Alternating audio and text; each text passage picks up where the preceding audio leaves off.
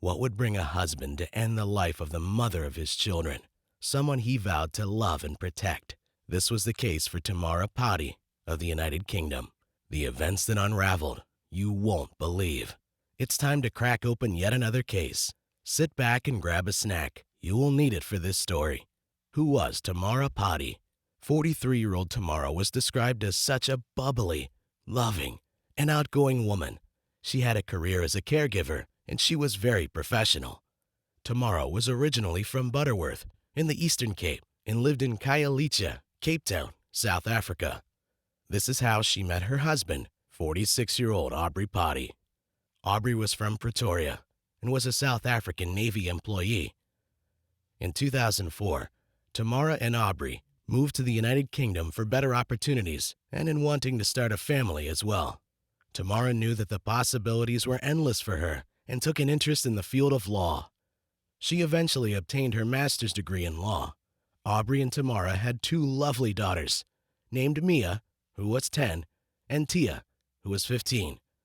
They had been married for 14 years, and at this time, they had separated. Despite being separated, they were cordial and remained friends for the sake of their children. Tamara and Aubrey had a company together called Greenleaf Health and Social Care Limited, a care provision company for adults. A divorce for Tamara and Aubrey was in the works. Aubrey's behavior had become controlling. Tamara had described his behavior as creepy. He had become violent as well. Tamara felt as though Aubrey had driven her away, so it was time to call it quits and separate. On July 6, 2021, Aubrey punched Tamara in the face when she wouldn't let him use her mobile phone in her car. 2 weeks prior, she had caught him going through voicemails on her phone. The night following this incident, Aubrey sent a text message to Tamara, ending with the statement, "This is the last time you have disrespected me." On July 7th, Tamara returned home from a long day at work around 1:30 a.m. She lived in Lake Road, Staybridge, Tameside, Greater Manchester, United Kingdom with her two daughters. Tamara had only moved into the house in February 2021.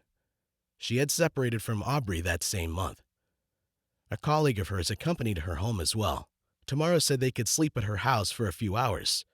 Tamara and her colleague had just been on a night care visit, and when they got home, they went straight to sleep. Tamara's colleague slept downstairs, and Tamara went upstairs to her bedroom. One of her daughters was asleep at the time in the adjoining bedroom. What happens next will shock you. Aubrey knew the time that his wife would be home, so prior to her arrival, he let himself into his wife's home in the early hours and waited for her to arrive. He was armed with knives and a hammer and carried gloves and a length of cord. Aubrey set his alarm for 3:30 so that he could rest before committing this heinous crime.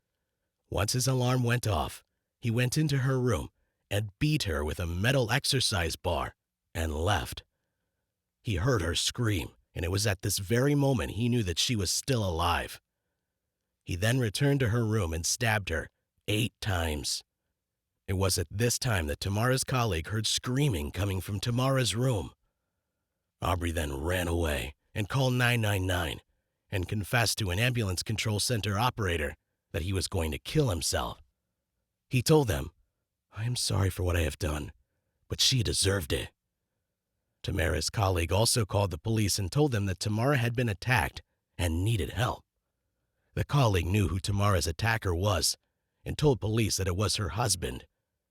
They heard screams coming from upstairs at 3:30 a.m. and then saw Aubrey running out the front door. Thankfully, their daughter was asleep while this was going on, and she was unharmed. When police arrived at the scene, Tamara needed immediate medical attention due to her significant injuries. She was then taken to the hospital, but she succumbed to her injuries from being beaten and stabbed. She was then pronounced dead. Aubrey was arrested later after he told officers where he was. He had drunk whiskey and taken paracetamol. The aftermath was justice served. Tamara thought she had loved someone who would protect her, but the very man that should have protected her took her life for no apparent reason. 2 beautiful children left without their mother. She was described as happy and an outgoing soul who was loved by everyone in a family tribute after her death. A friend also paid tribute, saying Tamara was full of love and made sure everyone around her felt that love.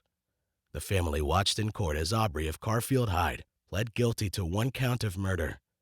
Mr. Padi, the court heard, was described by friends as having a calm and caring nature and as a loving father.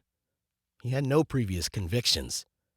He cried and looked away from his children as Judge Elizabeth Nichols sentenced him to a minimum of 23 years behind bars.